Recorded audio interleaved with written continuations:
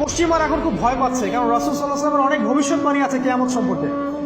ওরাও এখন খুব ভয় পাচ্ছে, ওভার কনসিয়াস যে এগুলো তো হতেই পারে।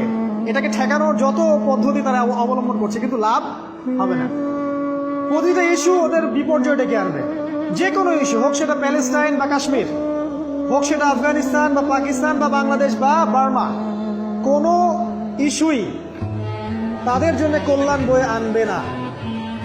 যদি কল্যাণ বয়ে আনে, শুধু মুসলিমদের জন্যই আনবে, কারণ প্রতিটা অন্ধকারের পিছনে একটা সোনালী সকাল আছে। এটা ওরা জানে না, কিন্তু কোরআন এবং হাদিস এটা আছে।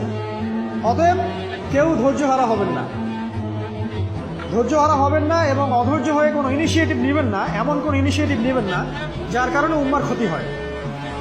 কারণ সামনে যে সময়টা আসছে, এটা আমাদের বিজয়ের সময়, ওদের বিজয়ের সময় নয়।